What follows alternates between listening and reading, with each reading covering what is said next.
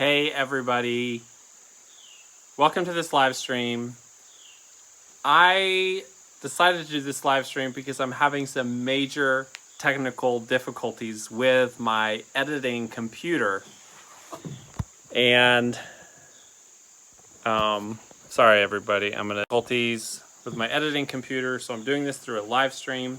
And I just went in and changed the title because the title was Big News. And I said that, I don't know if that might be a little disingenuous. So I changed it to Big News. Our fermenting course is back. So today, I hope that didn't throw some of you all off who are already on.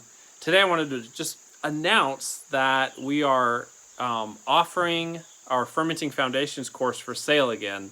I had this cool video lined up. It had my sister making this awesome fermenting recipe and Brianna and I talking about what we love about fermenting. Anyway, my computer is down temporarily. I'm hoping I'll get that video out tomorrow. It was actually a fun video. Today though, I just wanted to get on and announce our course is actually live for sale. And there's a link in the description of this video if you want to check out the options there for the course. And then I also wanted to just offer to answer fermenting questions specifically from people who've never fermented before. So if you've got questions about fermenting, or maybe the reasons you have never tried fermenting. I know a lot of people have a visceral reaction to fermenting, and I get that because I actually did originally. So I'm very understanding of that. Our fermenting course is something that my sister Anna and I got together a year ago, and we'd been planning it, and we spent about 2 months building a course about vegetable fermentation. We really poured into the course, and we had some big challenges. Some of the challenges were helping people overcome their fear of fermenting. A lot of people have a perception that it might be dangerous or they might get sick from it. But the biggest challenge was conveying all the information to basically take you from being a complete beginner fermenter all the way through actually being able to branch out and be creative and do your own creative versions of recipes or make up your own fermenting recipes. The other challenge though is just getting people kind of over this hump to the point where they actually engage and start. And so that's what we had in mind when we designed the course, is like, how do we get people to actually do this now so that they can meet their own personal health goals. Many people have this health goal of adding more fermented foods to their diet and to their kids' diet. So that was in the forefront of our minds when we built the course, and it really dictated its structure and how it was built. The other thing we wanted to do in the course was provide a lot of support for people through the course. And so we actually, at the mid-level, the mid-price level, which isn't cheap, but I think it's totally worth it, we have really significant support, and that's largely in the form of a Facebook group where we will answer your questions. There's already a bunch of people in that Facebook group who've become passionate about fermenting from last year, so they're also there to interact with, and there's tons of beautiful pictures of the things people have fermented, all the creative dishes that they've made from their fermented foods, and honestly, like, I've learned a lot from that Facebook group. So that's at the mid pricing tier. And then we're adding something cool this year. I know not a lot of people are going to go for the top pricing tier, but we're adding something to the top pricing tier, which I'm really excited about this year. This is for people who really, really want to learn fermenting and feel like they need that extra support. What we're adding is text support for the highest pricing level. And I'm actually really excited about this. I'm going to do this. My sister's running basically the whole course this year, answering questions, doing customer support. She's going to be in the Facebook group, answering questions, but I'm actually going to do the text support. So if you get in on the highest tier, which I know not a ton of people will, but some people are going to really love this, you're going to get a text number for at least 30 days. I will be available daily answering questions by text. So that's really cool. And then the basic level, the core level, is just the video content for you to work through on your own. And if you were wondering like how long would this take, if you wanted to do, you could spend honestly 6 months working through this course. There's a ton of recipes, there's a ton of information, but if you wanted to really focus in for a couple weeks, I would suggest doing the course over 3 weeks. They don't have to be consecutive. You can do it whenever, and you can go in, watch the videos, pick a recipe, and actually get your hands on right away. So if you did a fermenting project every Saturday, you could really, and spent some time in evenings watching videos, you could really dig in and learn a ton in 3 weeks. So the course is available for sale from today through this coming Sunday night at midnight Eastern Standard Time in the US. So we'll have some great fermenting content this week. Anna and I are going to get together. She's got multiple year-old ferments that we haven't tried in a while. We're going to pull those out and try those, and we'll probably get in at least one more fermenting session and make something really fun later on. So if anyone has questions, I'd be happy to answer them now. I'm not going to make this really long. I just wanted to jump on and make a quick announcement so that people have the time to say, oh, I want to actually do this, and a little bit of time to think about it. Fermenting for us has honestly been surprising. It's been something I always loved, but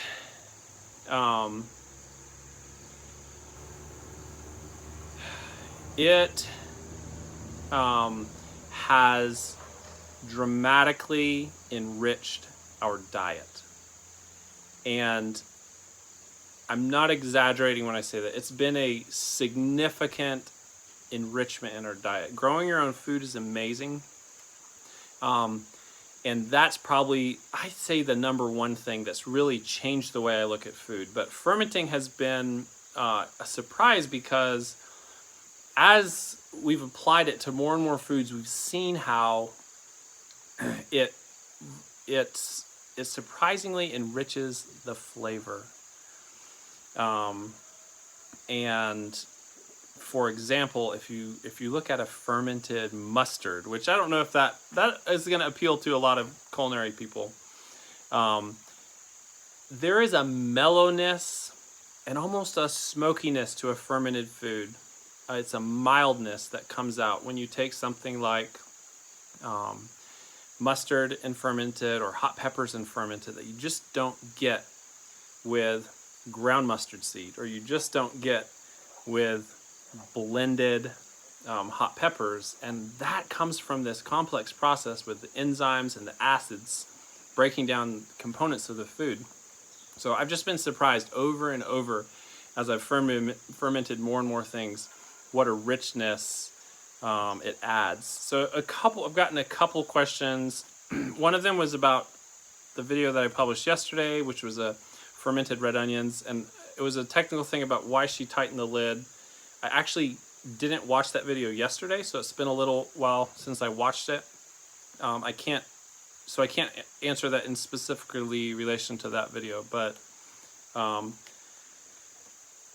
another question, someone asked, do all ferments use salt? And this is a question we got quite a bit last year, and the short answer to that is yes. Pretty much all ferments use salt, and all of the ferments we teach people do use salt. There's quite a bit of salt in fermented foods. The cool thing is they don't all have to be as salty as others, and you can experiment and cut back on the salt safely. However, you cannot really, low sodium fermenting is a whole different world that some people are experimenting in, but it is not a classic vegetable fermenting. So none of the foods in the fermenting course are truly low sodium, though you can lower the sodium level.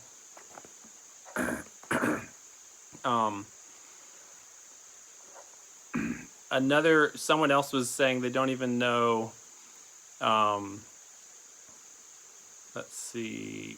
All right, here's a good one that just got asked. I'm gonna just cover fermenting versus pickling, which also covers the question that someone just asked, do you add vinegar to fermented foods?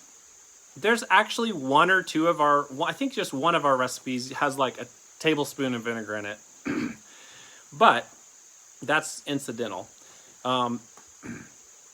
The difference between fermenting and pickling is that pickling, and that's what you would get classically, dill pickle at the grocery store.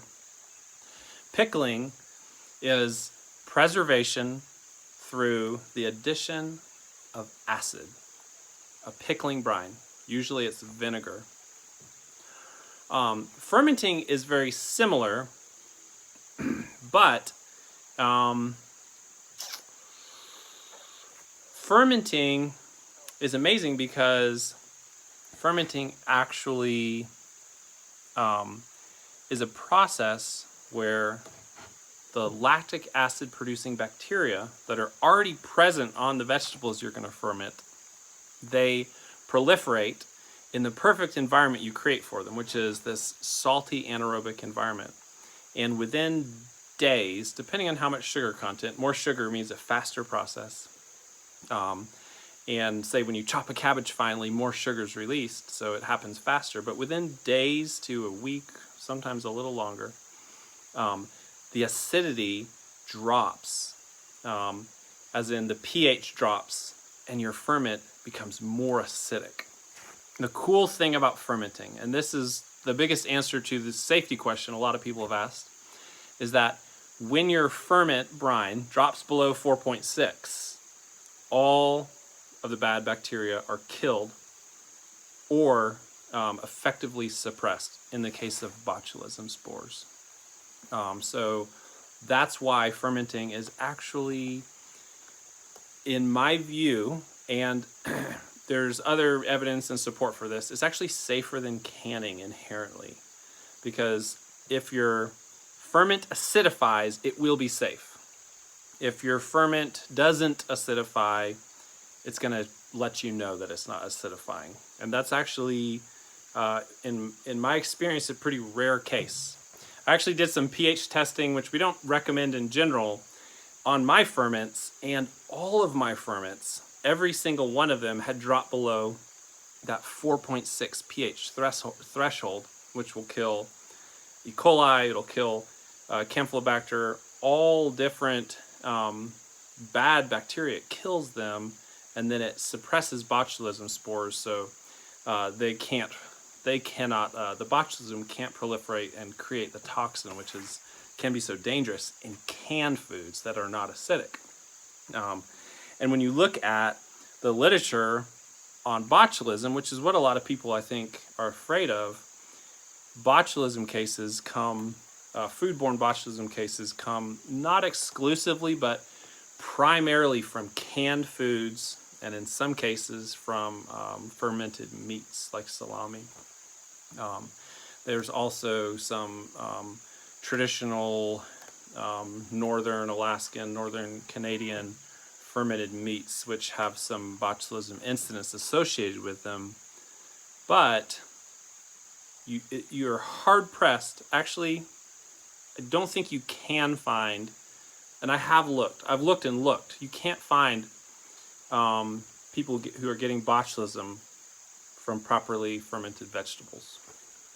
It doesn't happen because they're acidic.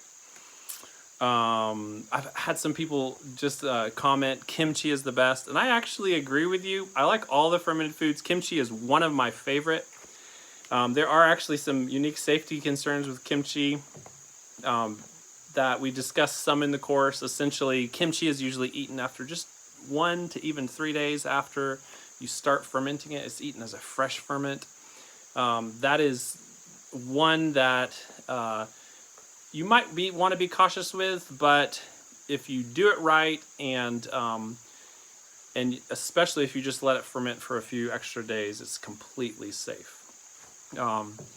Kimchi is one of my favorite fermented foods. Well, guys, I'm actually going to jump off. I didn't want to make this long. We will do an announced live Q&A later in the week about the course and about fermenting in general at a better time for more people so we can answer more questions and interact some more.